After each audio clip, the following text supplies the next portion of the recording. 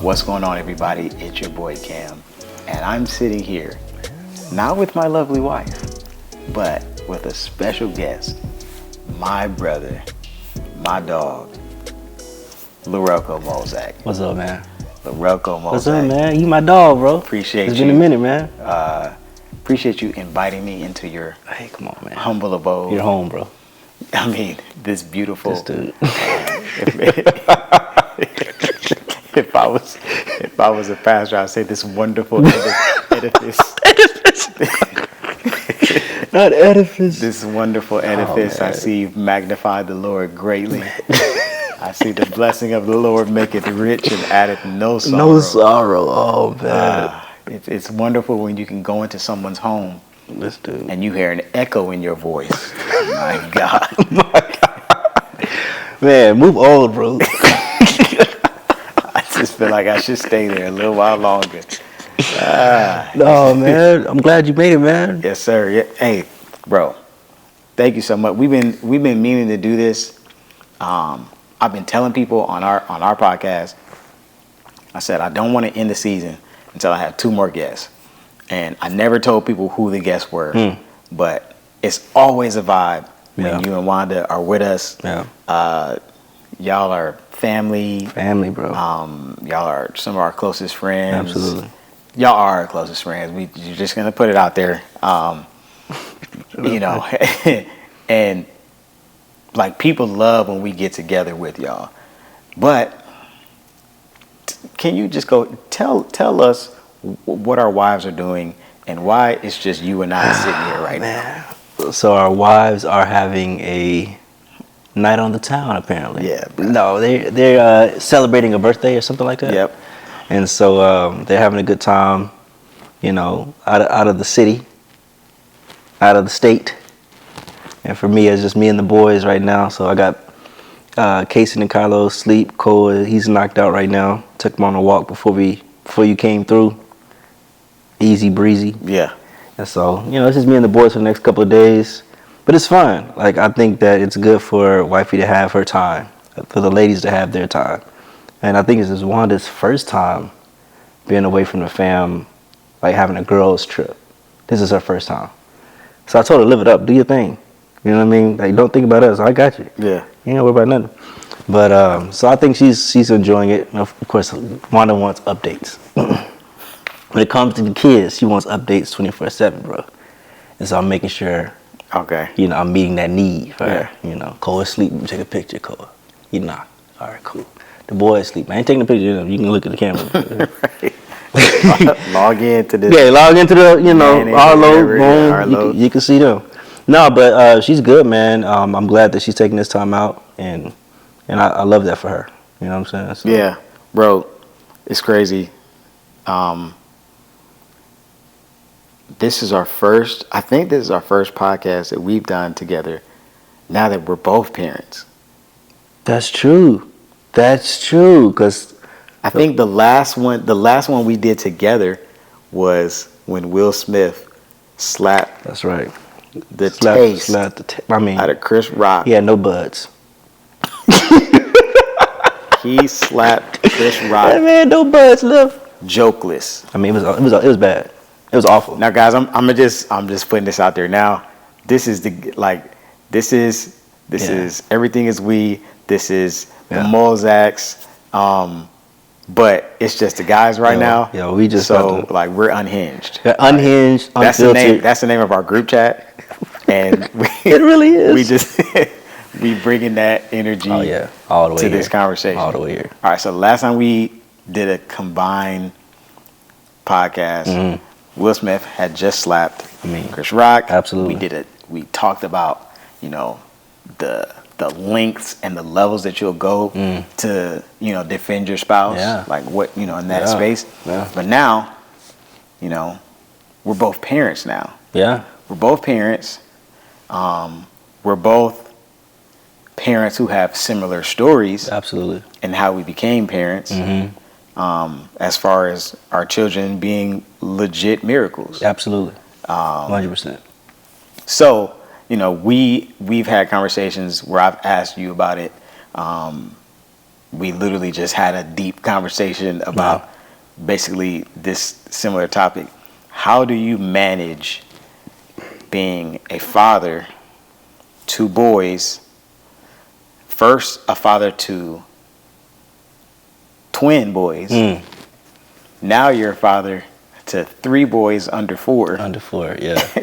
Yeah. Like, how do you manage that along with, managing your household, keeping it funky and fresh with wifey? Yeah. You know what I'm saying? Making time for yourself. Because y'all see, he's in shape. He's disciplined. We both were part of Whoop Gang. Come on. You know what I'm saying? Like, I won strain last week. Now he talking about it's already don't even worry about it. It's a wrap. He's averaging 15 strain this week. Like, come on, bro. Are you Patrick Mahomes or what? Like chill out. So talk to us about life as Laurelco Mozak, the father, the husband, the entrepreneur. It's interesting, man. I feel like I have to lead with this because it's been on my heart. Like, so my father has passed away, and we've talked about this, and I think that it's been almost 14, 15, maybe 16 years. No, I can't be 16. Maybe 14 years since 2007. I was 16 or 17, just about to turn 18, and he passed away by way of suicide. And I think it was that moment that there was a shift in my mindset of, I don't think I even thought about parenthood at that time. Of course, I'm 18. I'm not saying about parenthood. But even when I got married, I didn't understand the weight of parenthood when I got married. And so we got married, dealing with infertility. I was like, God's gonna bless. I ain't really tripping about it. It didn't happen. I was like, okay, this is weird. This is strange. And then the Lord blessed. We ended up doing IVF and in Barbados. It was a whole thing. Ended up blessing a lot of people through our story.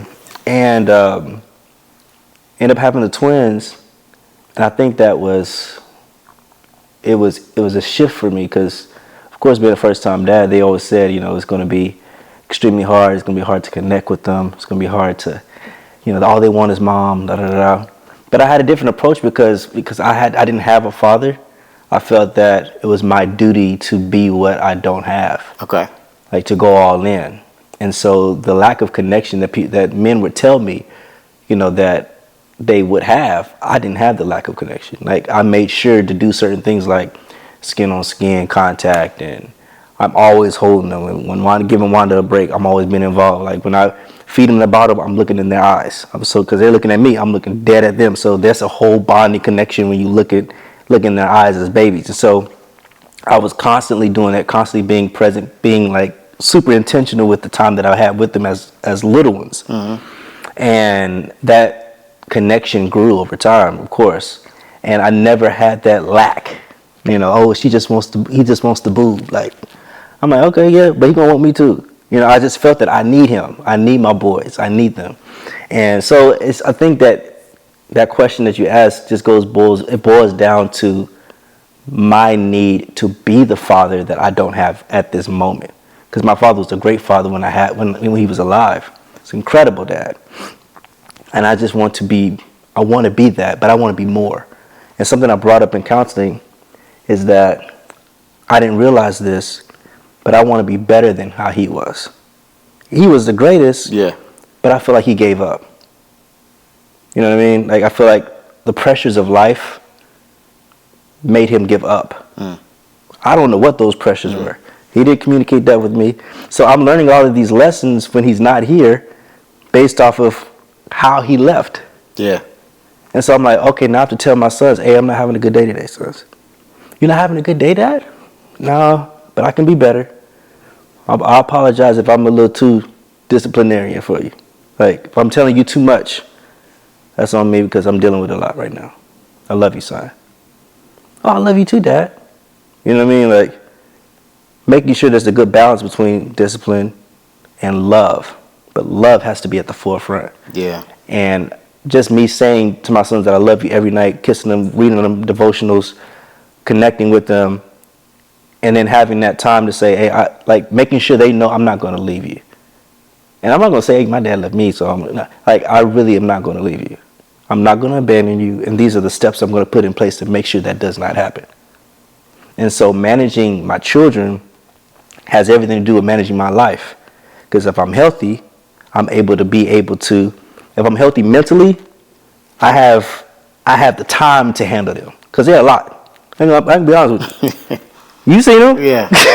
Like my boys are, my boys are a lot. I love them, but they're a lot. You know what I'm saying? Like they have a lot of energy and a lot of they're curious about everything. They question everything. And sometimes that can be a little draining over time. You're like, oh God, this is a lot, bro. Like y'all, from 6 a.m. Well, I'm up at 5, but from by the time I get home from the gym, I guess guns blazing, sometimes till 10, like no nap, just gone. You know what I mean? 24. And I have to be ready mentally for that, and also have to be ready physically for that, let alone have a business. And so it all boils down to what my routines are. We talked about this, like, what is my routine? Okay, I got to wake up earlier than them. Because if I wake up at the same time as them, I don't have time for me. Mm-hmm. So now I got to get up early. Now I got to get up at 5. Now I got to meditate, pray, get to the gym, kill it. That way I feel that I've let something out and I did something for me. That way I have time for them. And I think that's super important. And then I can just tackle them, tackle my business, and I'm good. Come home, and like at the end of the night, spend time with wifey, you know what I'm saying? Chill, watch a movie, we want to do that. Do what, married people do. Yeah. Go ahead, go ham. I'm ready to do it. Yeah. It's called fellowship. Do all that, PG version. PG version. But like I'm able to have those conversations throughout the day with Wanda, but also at night to really like debrief what's going on or whatever, how you feeling, what's going on mentally, what's going on emotionally, spiritually, what's happening. And just having those check-ins regularly, making sure that we both are good for each other, good for ourselves, and good for our kids. Yeah. So that's what I've been on. I think that's great, bro. One of the things I wanted to ask you about is, well, a number of things, but like one of the things is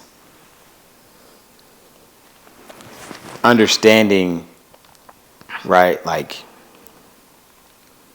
we're men now. Yeah, absolutely. You know what I'm saying? We're men now, and now that we're fathers,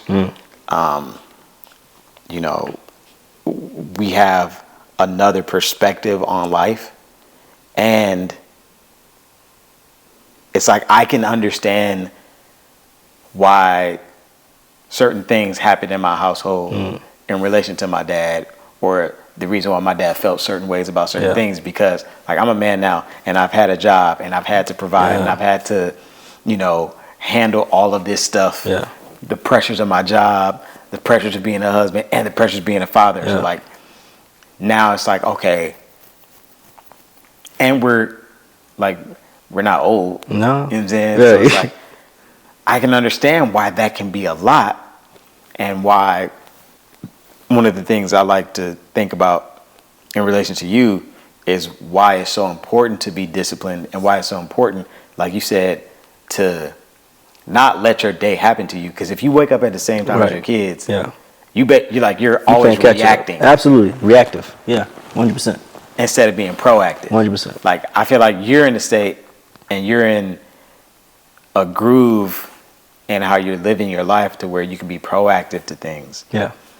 And you're controlling your day. I think I used to hear Kobe say that, like control your day. Yeah. Like he started his workouts 4 a.m. Yeah, that's great. Like, bro, like Kobe? No, like yeah, bro. Nobody's the janitor's not even there to open the gym. Nobody's yet. up. They said multiple occasions Kobe would get to the gym and nobody was there yet to open the gym. Right. But he was controlling, like he was attacking. He's attacking his day. Absolutely. As opposed to, all right, what time is practice? Right. Well, practice is at 8. Yeah. But you at the gym at 4. At 4. So you're prepared. You're already prepared for the preparation that's going to take place at practice. Right. How did it? Because I think I've asked you this before, just on our phone conversations.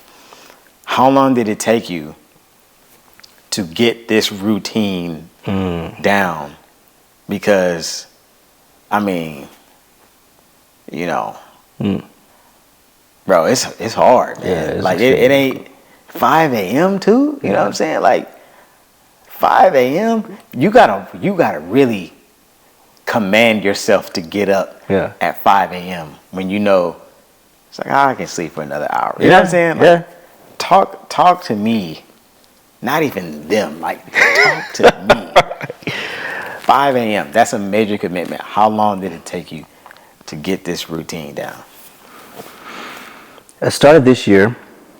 I feel like I've done it before. It wasn't 5. It was probably around 6. I've did it for like 4 weeks. I would wake up, me and my homie, hit the gym, before our day starts. But it wasn't as consistent. I think consistently this year is when it started. And I think what happened was I realized I started this new gym called Built For It. And so Wanda got me on. And so she's like, I just started this gym, Rocco. Like, you're going to love it. You may not, but you're going to love it. I was like, okay, because I was at Lifetime. You know how we do at Lifetime, getting our thing in. I was just really based on, like, strength training. Like, just trying to get big. Ain't nothing, But here's the thing. What happened was I tore my Achilles. Shifted my mindset on what I needed to do to be healthy. From me tearing my Achilles, this is a whole thing, but I felt like when I tore my Achilles, God was trying to shift something in me. And it was prophesied to me that God was going to, it was going to be as if I was in a boot spiritually. And that nobody was going to listen to me, bro. Like, I was in a boot. Look, I was in a boot for like 6 to 8 weeks.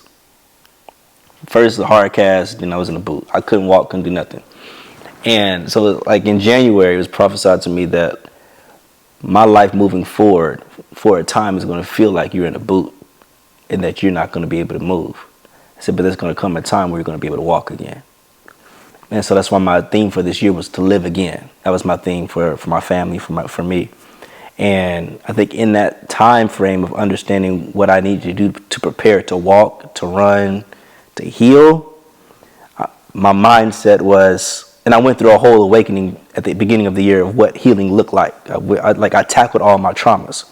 I'm like, man, if I'm tackling my traumas, and if I'm really tackling like the innermost parts of me that I didn't know were there, like, I really need to do something different.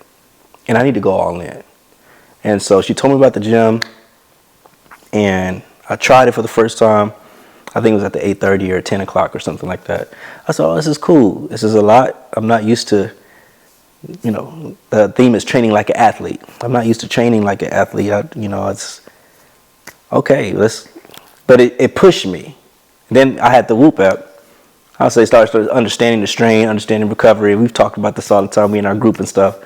And I began to understand, like, oh, these workouts, it's like physical therapy. Because I ended up stopped going to physical therapy because I enjoyed the workouts because it was teaching me functional working, like functional movements. Okay. I said, this is dope. Now, I didn't know that at 6 o'clock. 6 o'clock, I said service, like I went to church. That boy deep. I was so churchy. I had a 6 o'clock service. No, I had a 6 o'clock, 6 a.m. class. I was like, 6 a.m. And I talked to Ron. I said, maybe I need to get up early because I was being very reactive. Like, I think in a certain season of my life, I don't think I was the best for my kids at a certain season. I feel like I was stressed. It's just like everybody was bothering me. Maybe you bothering me. These kids bothering me. I'm bothering me. And I needed to do something different. I'm handling these traumas. Now I didn't figure out how to store them, figure out what to do in that time, how to meditate. I just said, okay, God, I think I need to be up early. And I challenged myself for 30 days. I said, for 30 days, man, I'm going to wake up at 5 and meditate. Because I heard this one guy say, don't wake up and just go to the gym. Meditate and pray and settle your mind. That way you have the best workout. That way you're mentally ready to go work out. And I was like, well, let me try that. And so I began to pray and meditate from 5. At the time, it was we were closer to the gym. It was like 10 minutes. We're 15 minutes now. So from 5 to 5:45, I'm praying and meditating. And just in the closet, praying and meditating. Got my worship music going. Sometimes it's silent. Sometimes I'm just there. And then I wake up, and then I get up, get my clothes on, hit the gym, go crazy, come home. I'm relaxed. I'm free. I'm ready to tackle. I did that for 30 days, and I never stopped. That's huge, bro. I never stop. And so there's times that I miss a day. That's huge. And I do the 8:30. You know what I'm saying? But I still feel the difference. I feel the difference when I wake up later. Like, oh dang, I should have waited. I don't know I should have, but I went to bed late. You know, recovery's trash. Had a long night. Busy season. Yeah. I was like, oh no, bro, I need to get up. But to me, it sounds like you're living more in, and it may be more than this, more like that 80-20 rule. Yeah. Where like you're committing 80% of your like time to being this disciplined, regimented individual that's commanding their day, attacking their day. Yeah. I remember when we were at a different lifetime before I moved to a newer one. I went to the 6 a.m. HIIT class. And I remember I had been telling myself this for months. Like, I'm going to get up, I'm going to go to the 6 a.m. class. Yeah. And I would put it in my calendar, and that alarm clock would go off. And I'd be like, snooze. I ain't going to this. Listen, I ain't going today. Right. I would look at that time and be like, let me get some sleep. I ain't going. Let me catch some more sneeze. And I remember I finally like got up and I went and I felt amazing. And I went home and I was like, there's so much time. So much time. There's so much time. Absolutely. Like when you get up early, you literally have so much time. 100%. And I think that's huge. I think that's one of the things that, for me, starting in this month, in October, I'm doing no sugar for 21 days, recommitting myself to my body, bettering my body. Like we talked about, we got sons now. Yeah, bro. I want to be healthy for my son. Absolutely. Something I haven't really talked about online is, my dad went through a major health battle that really kind of started in 21 when he got COVID. When he got really sick. I'll edit that part out because I don't want. Yeah, you don't want. I don't want Zuckerberg. Oh yeah, flag that. But he got really sick and started in 21. Got really sick again in 22, and then got really sick again at the beginning of the year. Yeah. And it's like, man, I don't want to. I can be proactive because I see some of the health challenges that he's had. And I don't have to go through that because I have knowledge now. Right. Right? And the Bible says my people perish for the lack of knowledge. Yeah. Like, this wouldn't even be lack of knowledge if I were to allow myself to get to that place. It would just be pure ignorance. Yeah. I'm ignoring the knowledge. Right. And so it's like, man, I want to discipline myself. Discipline and consistency. That's it, bro. If I can be disciplined and I can be consistent in my discipline, I feel like not only will my body look the way I want it to look, but I'll feel different at the same time. Absolutely. Because a lot of us, what we do, talk to us, bro, is we want to look sexy. Come on, man. Don't want to put in the work. But we're not spiritually sexy. People are gonna take that and run with it the wrong way, but I'm saying it in a way that we are gonna get. Right.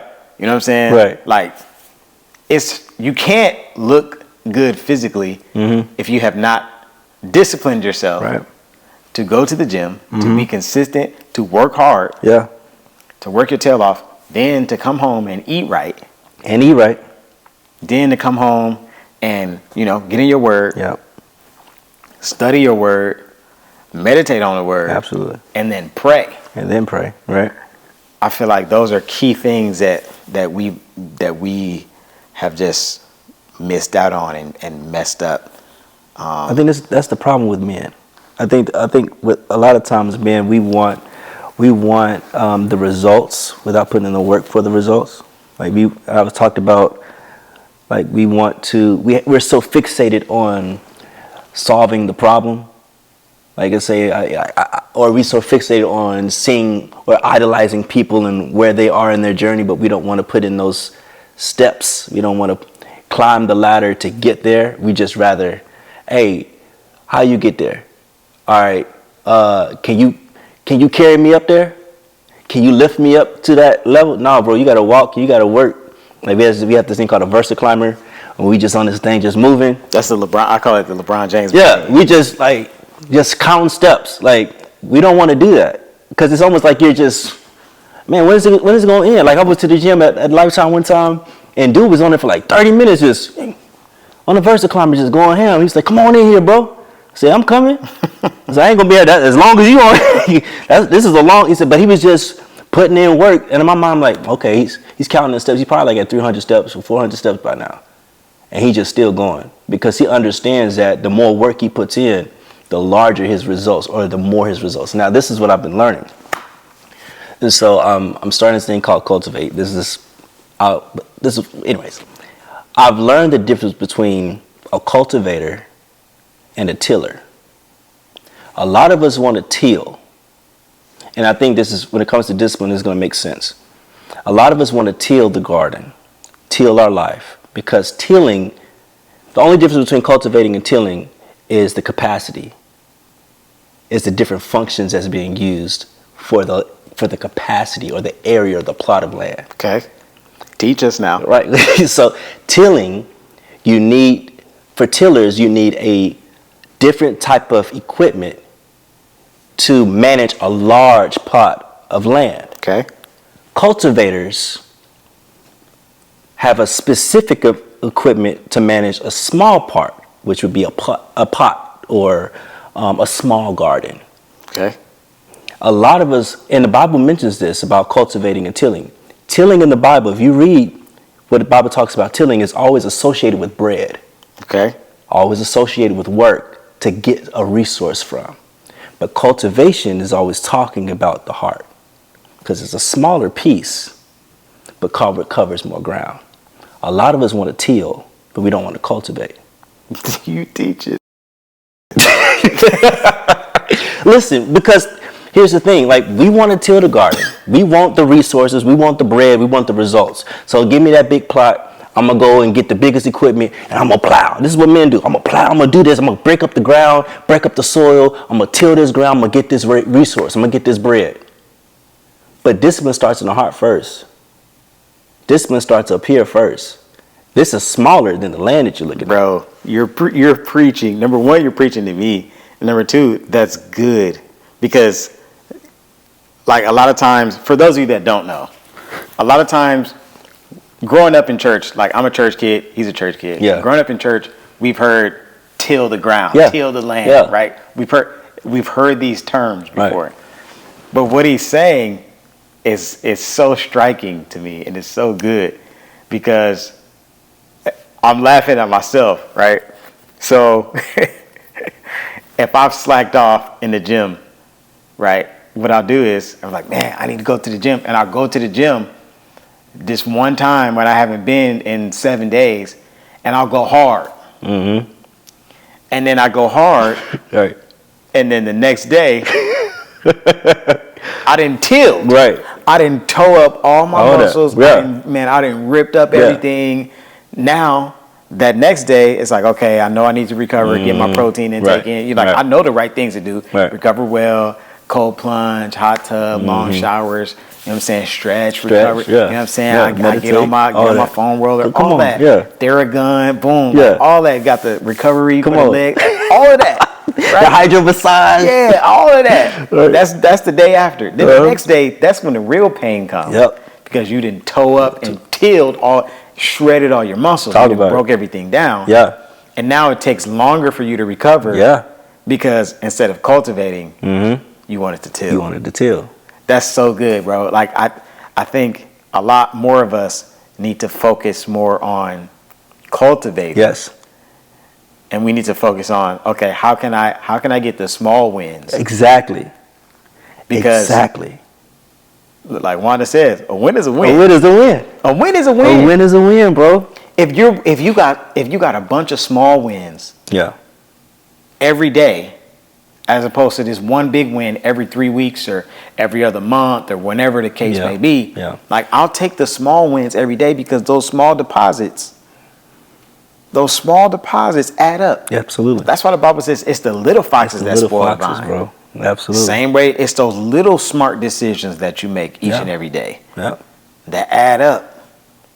You put a little money in for a long period of time, you're going to be more wealthy than somebody that just hits the lottery. You talking, bro. Right? Like, and it's sustainable. It's sustainable. And that's the one thing that you can manage well, your heart and your mind. Like, if we understand that piece, that's the beginning of discipline, is mastering what's up here. And I think for years, bro, I just didn't master up here. I was just trying to do, just tilling, trying to toil the ground, and then I quit. You know what I mean? Yeah. And then I'm going months not doing it. And I'm like, what, 7 months, almost 10 months in, doing the same consistent thing. I'm like, oh, it's changing me. Now I want to do more things to challenge myself. Now I want to, because now my mind is different. And I'm thinking about things, I'm thinking about the ground that I'm working differently now. I think a lot of times we look at the ground that we're working and we just see the results, but we don't look at the ground. Yeah. We were in the process of buying a home, man, and we said no, right? Was in the process of buying a home, and I touched the ground, and I felt the dirt in my hands. I was like, a lot of times, man, we don't feel the dirt in our hands. We just want to touch the house, but we don't want to feel the ground that the house is on. And that's the same with our heart, man. We don't want to look at our heart. We don't want to look at what's going on up here. We just want y'all to see muscles. We just want that sexy look. But up here is trash, and here is trash, and what you're doing is not sustainable, bro. If these two aren't connecting, what you're doing is not sustainable at all. And I just got to make it plain. Like, dude, you got to hear that. Like, yo, like, if these two aren't lined up, your mind and your heart is not lined up, whatever you're doing will fail or it will halt at some point. And I think that for me, that consistency piece started in my heart and it started in my mind. Like, I needed to think differently about the ground that I was on. Like, either I was going to cultivate or I was going to till. And I had to make a decision because I can slick do both. But which one is going to matter most? Yeah. If I cultivate, I'll be ready to till. Come on, man. Bro. I'll be able to manage the larger capacity because I've already cultivated the small things, which is actually bigger than the land that I'm wanting to till. And it's continuing, like everything you're saying, it's like a combination of scriptures. Y'all ever played video games and you looked up the combination on Tekken or Mortal Kombat so you can beat, like you looked up combinate, like what y'all don't understand what Lo is giving us. He's giving us combinations right now, and God is giving me the scriptures as he's saying it. So number one, when you talk about cultivating and you're talking about, managing or mastering your heart and your mind, the Bible says trust in the Lord with all your heart, all your mind, right? And lean not to your own understanding. Right? But in all your ways acknowledge him and he will do it, right? Then I'm also thinking about this is stewardship. Yep. And Matthew 25:23, what version do I want to read? Here it is. Matthew 25:23, the Bible says, his master said to him, well done, good and faithful servant. You have been faithful over a little. Yep. I will set you over much. That's it. Enter into the joy of your master. That's it. Right? When we are good stewards, we have to understand that God has given us these bodies. Absolutely. Like you said earlier, we're vessels. Yeah, man. And God has given us these bodies. Now, these bodies, like in, I believe, Romans, if I'm wrong, I'm sorry. when God tells us, I beseech you therefore, brethren, by the mercies of God, to present your bodies living as a living sacrifice, holy and acceptable. right? Present your body, your vessel, Yeah. as a living sacrifice, Yeah. holy and acceptable. Understanding that our bodies are the temple of the Lord. Yeah. Like, if we don't take care of our bodies like they're temples, if we're not good stewards over our temples, Yeah. if we're not good stewards over the vessel, if we're not good stewards over our heart, our mind, our body, our strength, Yeah. then we ain't gonna have nothing. No. But if you're a good steward, if you're faithful with the few things, if you're just faithful with your mind and your body and managing your flesh and Absolutely. managing your money, Absolutely. and like if you're faithful over the few things, Bro, gotta make you make ruler rulers over many, much. bro. Absolutely, man. Bro, that's so good to you. This is what I've been on, good. bro. Like, before we started talking, God sent me to James 1:3, knowing that the testing of your faith produces endurance. And I don't know why he gave me that scripture. I have no clue. I'm like, why? What does this have to do with anything? But I think it has something to do with like God testing us, or that knowing that the testing of our faith in the things that we're doing, it produces endurance for us to be able to till that ground. Like the testing of our faith starts with our heart and with our mind, right? When Jesus was tested, he was tempted. The Bible says in all points, right? Not just physically, mentally, everything that we could think of being tempted by, Jesus was tempted by. Yeah. But knowing that the testing of your faith produces endurance, it was through those testings that his faith was renewed. And I think the devil don't understand this. The enemy, he really doesn't, I don't think he grasps this. No, because he's not that smart. Because he's not that smart. The Bible says be not ignorant of Satan's devices. But he continues to attack in the same way, most times at the same time, most times maybe a different way, but it's the same device, right? That's why he said don't be ignorant, because it's the same thing. In the garden, it was a thought. Now he's challenging our thought life. Be like a God. Okay, so follow me. So I'm thinking of this in a way like the more he continues to test us, the enemy continues to throw things and throw darts in us over and over and over again. If we're really children of God, we should we'll get tired, right, of the same devices over and over again. And we'll figure out These are the same thing. Like, yeah. I've been dealing with the same thing, the same stuff. Yeah. So I have to do something different.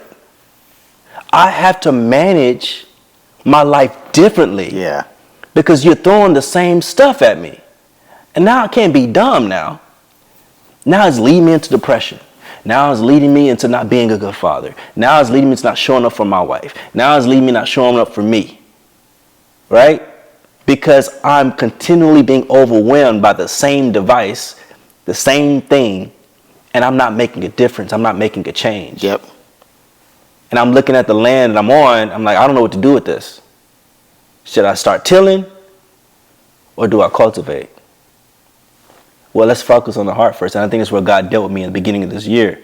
Like, he was like, LaRocco, what's in your heart, bro? Let's manage those traumas. And I'm like, really? Yeah, like, let's pull all of them out. Like, I went to a deep dive of like some deep stuff. I'm like, dang, this is me? This is all in me? Like, 4 days straight, I'm just bawling. Baby, like, you good? Like, man, I'm just, it's tough right now, man. I don't know. I'm just in this weird space where I'm just dealing with a lot of stuff. But it taught me how to see what the enemy was doing for all those years since my father passed and all that type of stuff. Like, he showed me, like, God showed me, this is what the enemy's been doing. These are the seeds he's been, like, planting in your life. And I'm like, I got tired. Honestly, spiritually speaking, like, I kind of got tired. Mm-hmm. I was like, devil, like, bro, like, I'm tired, bro. I need to make a difference. I need to make a change. Yeah. And so that the testing of my faith allowed me to endure, to think about, okay, when I made those changes, I was able to endure because I was tested for so long. And because I recognized the test, I'm like, I don't want to go that way no more. That just pushed my faith further because I kept getting tested. And I'm like, I can't keep doing that, bro. And I just kept pushing. I fell here and there, kept pushing. Mind all jacked up, kept pushing. Knowing that the testing of your faith produces endurance. Too many times we stop because of the testing, not realizing it's actually building your faith. Yeah. And we stop, and we don't know how to handle it. And God's like, yo, understand, like, know the device, Yeah. but it's helping you. Yeah. Have faith in yourself, have faith in God, have faith in me, because I'm going to help you. The Bible says, endure hardships as good soldiers of Jesus Christ.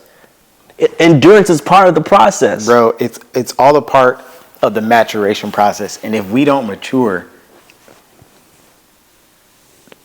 we won't understand. And this is connected. Mm-hmm. People may think it's weird, but suffering is a part of the life of a believer. Come on.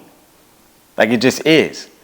That's why, and I keep tying it back into this because this is really where God has me. And I think that's why a lot of us struggle with our physical fitness. Yeah, man. Because the Bible says physical fitness is good. Absolutely. But it said physical training is good for the body. Mm-hmm. But you also have to work on your spiritual training as well. And they're connected. They are. Because I'm thinking about, you talked about the Versa climbers. Versa climber. Mm-hmm. I'm thinking about the rower. I like to do The the row. rower. Yeah. Like when I feel like I'm in really good shape, I could be on the rower 15, 20 minutes. Full body. You know what I'm saying? It's crazy. When because burning calf. Rower, like You using everything, bro. Yeah, like entire body. like quads, calves, everything is working. Bilaterals and trilaterals. Absolutely. They're all working, bro. That, right? So I remember it was like my first time back in the gym after months, right? Wifey just had a baby. Yeah. Son, I think he was like 4 months. Mm-hmm. I go to the gym. I was like, all right, did my warm up, my little 5-minute walk on the treadmill. I was like, all right, let me go ahead and get on the rower. Mm-hmm. And I was on that thing for 5 minutes, bro. I felt so trash. And then how many calories you burn? Like 5 minutes is a long time.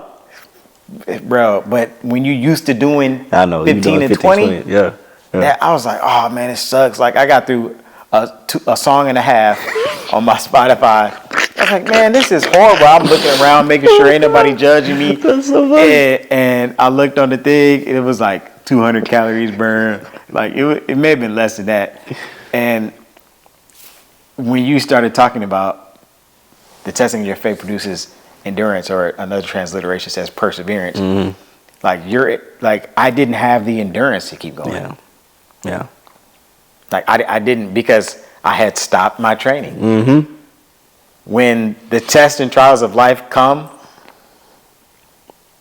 people forget that like it's a part of the life of a believer. Yeah. What are you going to do when those tests and trials come? Yeah. Are you going to pray? Yeah. Are you going to study your word? Right. Or are you going to fall? That's it. Other thing you said, which brings me here, is the Bible says that we are tempted of our own desires. Our own desires. You're man. tempted of your Our own lust, bro. So if we should be aware and watchful of the enemy's devices, Come on, man. and we keep getting tempted of the same thing, and the same thing is something that there's certain things that I'm just not tempted by. Right. I'm just not. Some things you just don't. Because that ain't your thing. Right. But my thing, the devil works really hard at tempting absolutely. me at my thing. That's your thing. Absolutely. But like you said, if I fail to recognize that I'm being tempted by my thing, By my thing. You know what I mean? use your common sense. Right. Exactly. And so, bro, this is a life-giving conversation, man. Yeah. I don't know if y'all really understand what's happening. This is a life-giving conversation. I feel like every time we talk, though, like real talk, we always only have 2-3 guys that I can really say, like, when we have these conversations, it always leads to something that just hits home. Like, man, I can really take that. like I can really hold on to that and like apply that to my life. Yeah. You know what I'm saying? Yeah. And like we just always, I feel like with us, man, we're always giving to each other. You know what I mean? Like it's not just, oh, I'm gonna take care of you. Like we're always giving life to each other. I think that's just, and I think I gotta say this too, because in that journey of discipline, I feel like, I don't know why I feel this way. I feel it's on, like you said, it's on me now. Oh, it's on me. No, I feel that I have to credit a lot of my push to Wanda. I really have to credit. I have to credit a lot to her, because she holds me accountable. Because there were times where I'm like, I'm not waking up. I told you, there were some times it was like, and then she would say, no, you cutting into my time, because I would just go at 8:30 with her. She said, no, you cutting into my time. I said, it was like just one time, you cutting into my time. I said, oh, I am cutting into your time.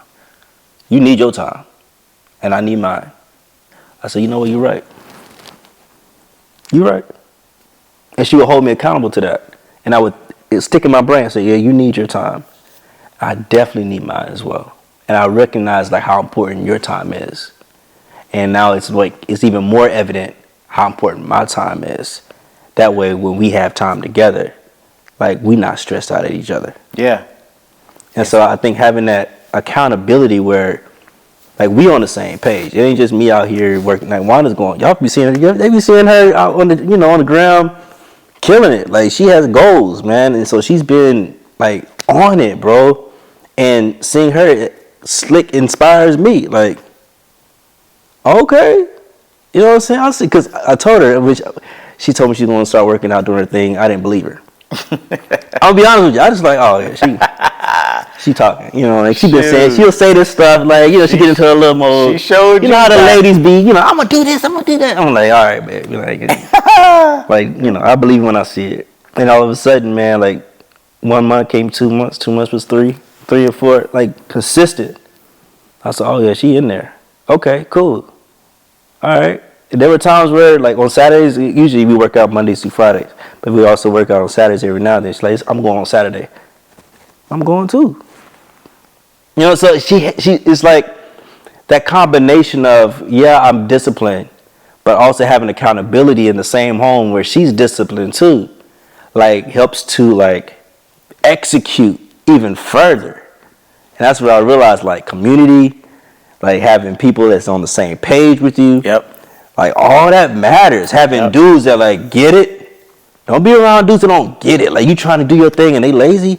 It doesn't work, really. Yep. You know what I'm saying? Kind of like, I'm looking at you, bro. I'm out here killing it. Why are you killing it? Yep. Like, we should be on here on the same, like, going crazy. I'll be watching you be golfing, you pick a ball, you running, you playing ball, you lifting. Like, bro, I need to step my game. This man doing everything, bro. You straining at 15. I'm like, Jesus, 16? How do you get like 17.5? I was like, just keep moving. Just keep moving. And so, but all of that is accountability, and it helps, man, to excite that motivation that you have. I think a lot of times we feel that, we can be motivated by a lot of different things, but it's not until like we actually utilize the tools like accountability and community that helps us push forward. Mm-hmm. A lot of people be motivated, but if you're not utilizing the resources around you to push yourself forward, motivation is just dead. I know a lot of people who go to motivational conferences all the time and do nothing. Because they don't utilize the resources that's in front of them to be able to do it. They just going, I'm motivated, I'm ready. What are you going to do with it? I'm at another conference. What are we doing? What are you doing with the last bit? With the last bit of information. Right. You're going to all these conferences, going to all these little things and TED Talks and stuff, but you're not doing anything with it. You're not cultivating your heart and mind. Like, you're not really doing it. You know what I'm saying? You're having one piece, but now you have to add them all together. Now you actually put in work. Like, it's... Yeah, bro, like, that's what I've been on, man. I think that accountability is huge, bro. Like, being around dudes, being around people that, like, that push me, and then even encourage me and lift me up and say, hey, man, I appreciate what you're doing. Hey, you killing, man. You inspiring me and stuff like that. I'm like, okay, cool. That means I got to keep going. Not to let you down, to not let me down. Bro. Because so many times people, I'm not even going to say people, me. Like, it wasn't until I turned 30 that I really started living for me, and not in the sense that I'm doing me now, and like, you know what I'm saying, because that's Luciferianism. Yeah. But I really started living to please God and what God wanted me to do. Good, bro. Because as a PK, I lived my entire life Yep. pleasing Likewise. my parents Likewise. and trying not to do stuff wrong so Yep. nobody would call my parents. Right. And trying not to do stuff wrong so I wouldn't make my parents look bad. Right. It wasn't until I was 30 years old Yeah. where I was like, maybe I should start living My life. my life in a way, like the Bible says in Matthew 5:16, let my light so shine before me. I was letting my parents' light shine. That's deep, man. I'm preaching. I can relate, man. It's so heavy, bro. That's so good, bro. So yeah.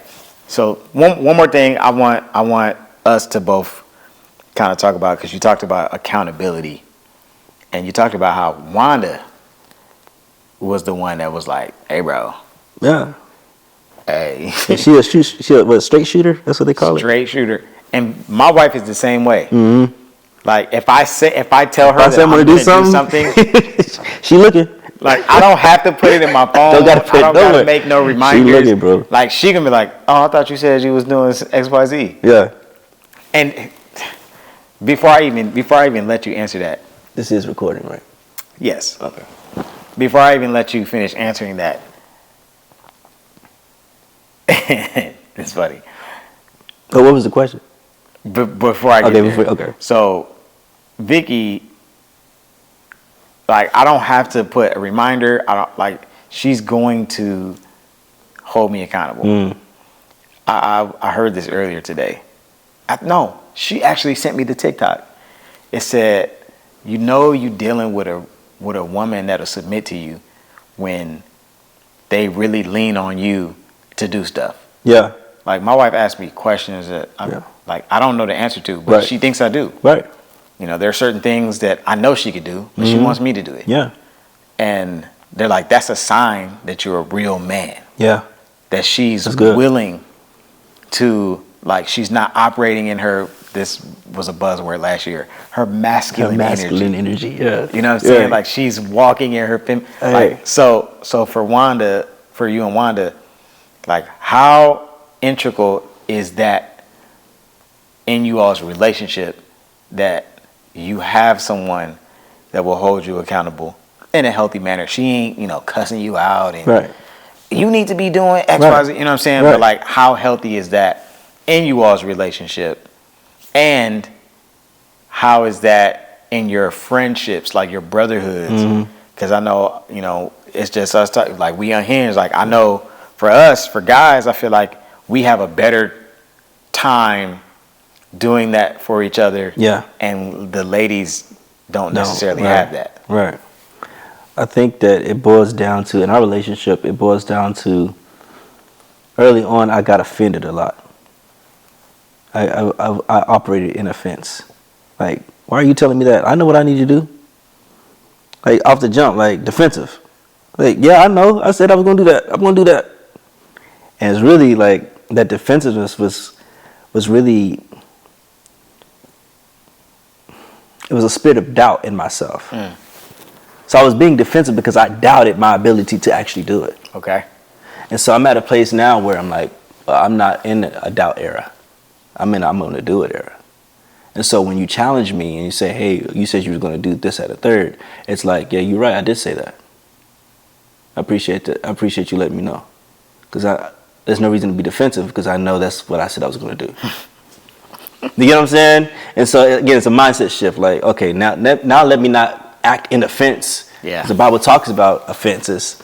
And I'm like, okay, let me not act in offense. Let me listen. Let me take it in and say thank you. I appreciate you for holding me accountable to that. You're right. Cool.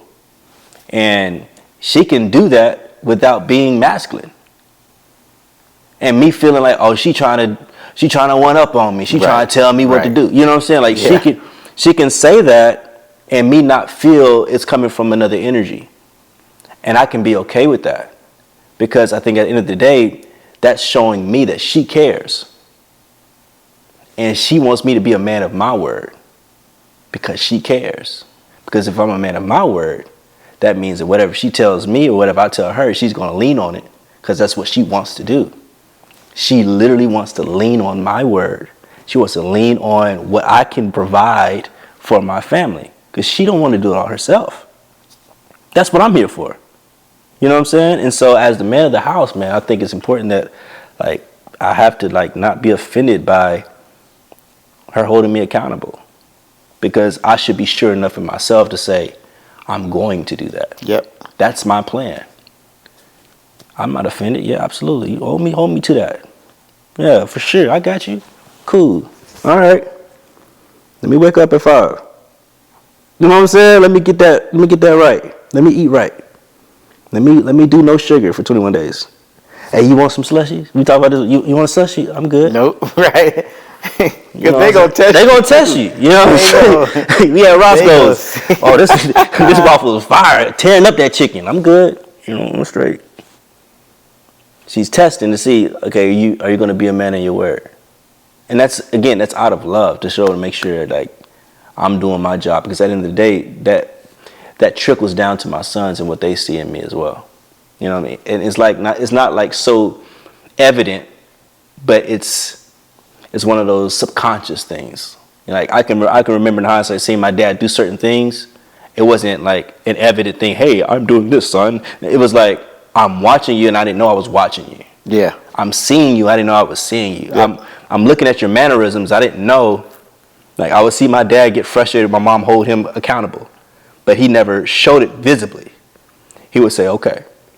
And when he was upset, because my mom went crazy, when he was upset, he would say, okay. And he would leave for a second to come back. That was how he handled it. And I'm like, oh, that's interesting. And I didn't know that I would handle it that way. And I didn't know that was slick kind of toxic. I didn't know that because he was running away from the problem because he ran away one time and didn't come back. You know what I'm saying? When he should have just sat in it, communicated in that moment and said, hey, I appreciate that. You a little extra right now, but I thank you. You be good. I'm going to do that. Yeah. You know what I'm saying? Like Yeah. communicating in a way that's not defensive or not in a way that's running. Yeah. And I feel like there were times that in hindsight I'm seeing my dad, like he was a great father, but there were times that he would run instead of stand 10 toes down in a healthy way and say, hey, I appreciate your concern, bro. Like, but I got it. I'm good. He's, hanging up lights for Christmas lights. You need to be turning. Hey, I got you. You straight. You can go in the house, get you something to eat, pull your feet up. This will be done by the end of the night. Yeah. You know what I'm saying? Yeah. Like having that surety. And that's something that I'm learning. I'm almost 9 years in marriage, like next month. And like learning that sureness, like learning that masculine piece, like, yo, like be sure, man. Yeah. Yep. And so that's just kind of where I'm at mentally, like being sure and making sure that like as sure as I am, she can hold on to that. She ain't got to worry about nothing. She ain't got to lift a finger. She don't have to worry about anything. We could be broke and she won't have to worry about nothing because she knows that I'm sure. Yep. I can be broke and she can be like, I know that man. He gonna get it right. Yep. We gonna be okay because he's sure. He got faith. He's strong in God. He talking to him regularly. You know what I mean? And so that's just kind of like, that's actually a really great question. And so like that's how we intertwine our relationship. Is like, I don't think there's like a thing where I've ever thought that Wanda's just like coming at me like she can be very direct and it can be piercing sometimes, but that's sometimes I need that. You know what I mean? But I think it's very helpful for me, and it's helped me, especially in this season, just to kind of like make sure that I know that I'm sure of myself. Test me that I'm sure.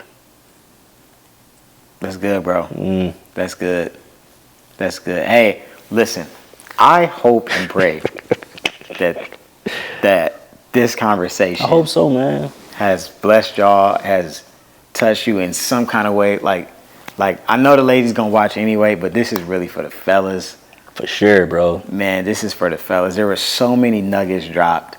2 new fathers, raising miracle boys, managing marriage, fatherhood, entrepreneurship, work-life balance, ministry balance. Like how do we continue to be a light in a world that wants to do nothing but dim our light? Like how do we do that?